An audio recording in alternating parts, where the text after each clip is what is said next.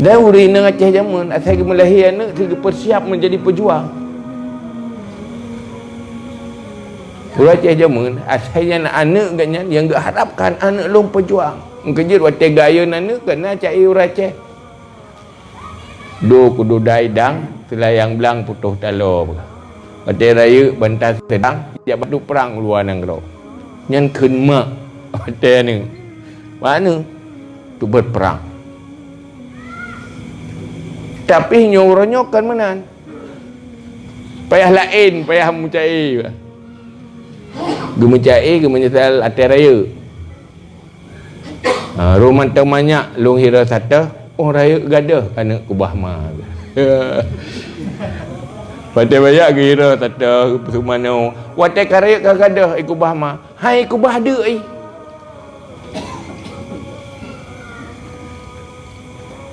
Pu sebab karena nanggro tempat tinggal hana terurus dengan baik. Ni mana? Bohir jodoh ni kat tinggal di Malaysia. Yang kalian tanah Malaysia apa kurang ngegak dengan tanah dia. Cuma karena hino gak terurus awal menjadi solusi. Tapi karena hana gak terurus hanya menjadi masalah. Apa sebab? Karena orang Islam kagak kubah Islam.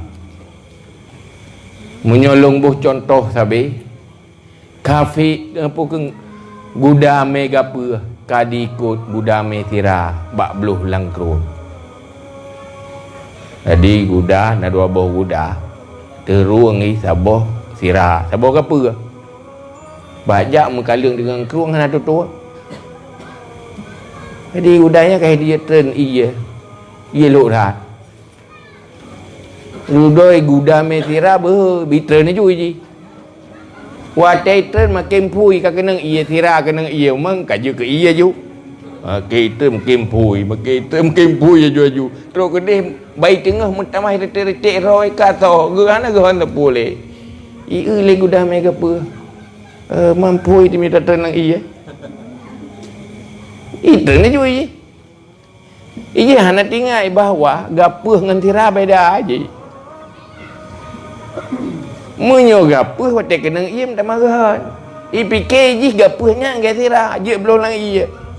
I beloh ju. Watak beloh watak ai beloh tenggahan ju. I beloh ju gahan ju. Hana tu bat tengah hai melang boleh. Pakan kamu tak marahan. Tinggal je ngom hinan lang keruang mati. Menanti orang Islam ada ke kalian kafe rugi ikut kafe. Ini pesawat-pesawat orang kafe. Padahal anak sahabat ada ruang tanya iman. Munyo tak ikut gop masalah. Tanya harus ikut roh gero. Harus jadi diri sendiri, harus jaga jati diri. Maka merlah tu. Relah baik ikut gop. Bak mururun ikut kau. Padahal hati ruang katanya berbeza. Yang pegat katanya orang iman Allah. Yang pegat kafe nyan kafe Allah ti. Tanya hantar syukuri kegebi nikmat li Allah agama. Maka hinan je ke masalah. Munyo taput haban rawangan kafe nyan akan je malapetaka. Arti kubah Islam. Maka dalam halnya pun sebab Islamnya gagal pun gagal ilmu Islam.